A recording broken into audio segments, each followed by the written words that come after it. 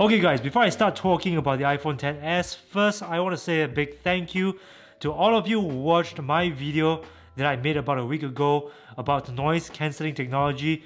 It is now the most popular video on my channel. Deeply appreciate it. Thank you so much. So guys, let's talk about the new iPhone XS. Unlike so many popular YouTubers, I wasn't invited to the keynote, so I couldn't be there to physically touch and feel the iPhone XS. I watched it online, but like with most Apple keynotes, you actually have to wait a few days to calm down first before forming an educated opinion about how great a product this actually is. Because guys, you always have to remember this.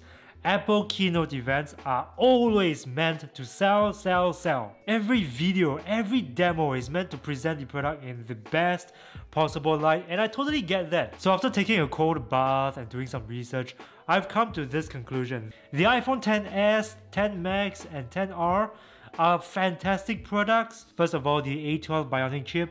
I think it is a big step forward in smartphone chip engineering. When Apple broke out the numbers, I was so blown away. 5 trillion operations per second as opposed to 600 billion. So that could possibly mean that very graphic intensive games and applications will load faster than before and run smoother than before. And the second thing that I'm impressed about, of course, is its design. I think Apple is really pushing the boundaries here of what great design is for a smartphone, making the screen bigger yet still reducing the overall size of the phone as compared to the iPhone X, and upgrading the phone's waterproof rating at the same time. I mean, that's something that is worth shouting about, right? But other than that, there's nothing really groundbreaking about this. I mean, if you look at the screen, okay, I'm really bad at numbers, so I need some visual aid.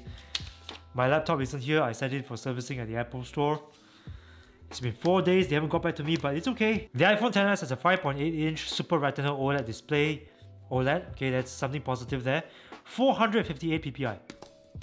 Okay, look, 458 ppi is very high resolution already, but is it exactly the highest resolution out there? If you look at what's out there in the market, like the Samsung Galaxy Note 9, which was just released, I think it was in June, the Note 9 has an even higher resolution at 516 ppi as opposed to 458. So the screen of the XS, groundbreaking, maybe not. And also let's talk about something that is very important in a phone nowadays. Of course, we're talking about the camera. The camera of the XS, well, it is slightly better than the 10, but again, we are not looking at something truly groundbreaking here. It's got a dual 12 megapixel rear camera system with a f1.8 aperture and f2.4 aperture, so it's pretty fast.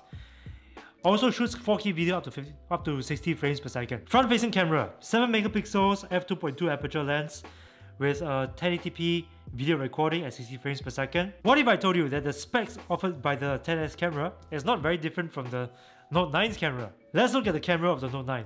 12 megapixel dual rear camera system, f1.5 to f2.4, so it's one of the lenses that's slightly faster than what the XS offers, okay? And the other lens, f2.4, similar to the XS. And even the pixel size is the same size as what the XS offers, 1.4 microns. Front-facing camera, guys. Front-facing camera, 8 megapixels compared to the 7 megapixels offered by the XS. And the Note 9 also offers an aperture speed of f1.7 as opposed to f2.2 on the XS. I don't know, but it seems like from the specs, it seems like portrait selfies on the Note 9 might even capture more detail than the XS. And you know that feature that's been so played up by Apple, you could adjust the bokeh after you've snapped a shot. Well, that's not a new feature. That ability to adjust the bokeh after you've taken a shot is a feature that's already been present on Android phones for about a year. And here are some phones that already have this feature.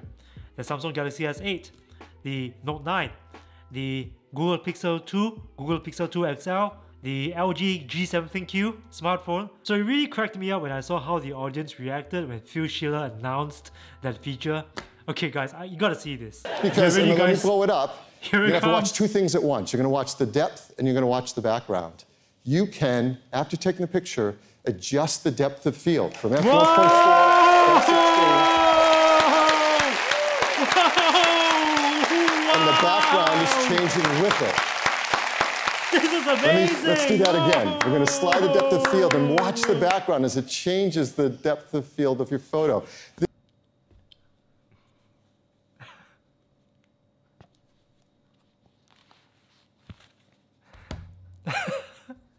Okay. You see what I mean? I don't know what the audience was thinking. It seems like they've never seen such a feature in their lives. Oh my god. Okay, I have no doubt that the 10S will take great pictures. But to tout that as a new feature that, whoa, mind-blowing, something they discovered. Come on! You discovered nothing? Please! To be fair, I think some of the audience knows that this feature is not new, but it's just that they're probably excited that it's finally come to iOS. But it's just the way that Apple sold it. If I didn't do my research or I had never used an Android phone before, I would think that only the iPhone has this feature. But I still believe the iPhone XS will take great pictures.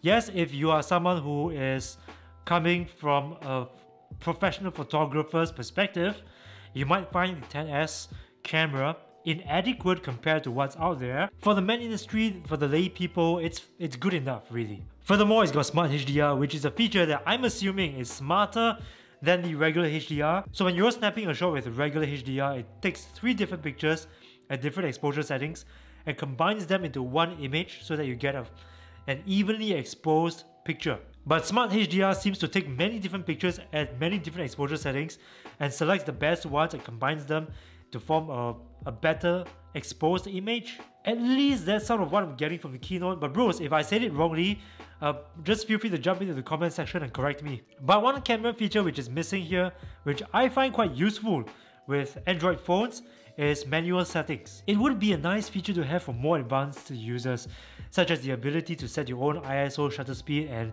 aperture. For more seasoned photographers, videographers, I think this is something that is lacking in Apple iPhones, which Android phones have. Unless you download a third-party app which has manual camera controls, but it would be nice for Apple to finally support manual controls in its native camera app. So here's the gist of it. Is it a powerful phone? Yes. The A12 Bionic chip is gonna make this phone run a lot faster and smoother than previous Apple iPhones. Is it beautiful to look at? A definite yes. Does it have groundbreaking features? No. Nothing groundbreaking about the screen, nothing groundbreaking about the camera. Hell, there's even nothing groundbreaking about its sound. Apple saying the new speakers in the XS can give you a wider stereo effect. But that's about it. I mean, I looked at its spec sheet. It still doesn't support aptX, still doesn't do aptX HD, and doesn't offer any kind of surround sound processing when you're watching your movies or playing your games. I think on the sound front, LG is more innovative. The G7 ThinQ has got aptX support as well as surround sound support with DTS-X surround sound processing. It's even able to convert stereo signals into surround sound. And check this out, you will also get surround sound if you're using Bluetooth headphones. So is the iPhone XS a powerful phone? Yes it is. But is it groundbreaking? Not by a long shot. In fact, as an Apple fan, if you were to ask me which iPhone would I upgrade to, iPhone XS, XS Max or XR, I would go for the XR. I think that is the best value for money now. iPhone XR integrates the same breakthrough technologies. It's powered by the same A12 Bionic chip, has the same versatile true depth camera with the same advanced Face ID. It is still an upgraded version of the iPhone X, although you won't be getting a dual rear-facing camera. Instead, you'll be getting a single rear-facing camera. Also, it doesn't have 3D touch, but it's still a big upgrade from what I currently have. It uses the same A12 Bionic chip as the XS and the XS Max. So, you know, for the price of $749, I'd say I'll go for that. Anyway, it's still the same price as the LG G7 ThinQ. So why not, right? If I want to stay in the Apple ecosystem. But bros, I'm sure many of you watching this video are watching it on an Android device. So I want to open this question to you. Having seen these new iPhones, do you think it's now time to switch over to an iOS device?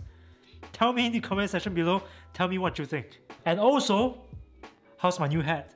Thank you bros for watching this video. I hope you like it, and if you did, please leave a like and share this video with your friends. Subscribe if you haven't already, and remember to ring the bell to join my notification squad because I upload videos every single week, and this is the only way you'll get notified. And if you think I'm doing a fantastic job, you can treat me to a cup of coffee through Patreon or PayPal. Links are in the description, and I thank you in advance for your cups of coffee, your cups of love. Thank you for watching. My name is Aaron. You're watching Aaron is Loud and Wireless. This is the best tech review channel on YouTube from Singapore. And I will see you in the next video. I think I will. Facepalm out.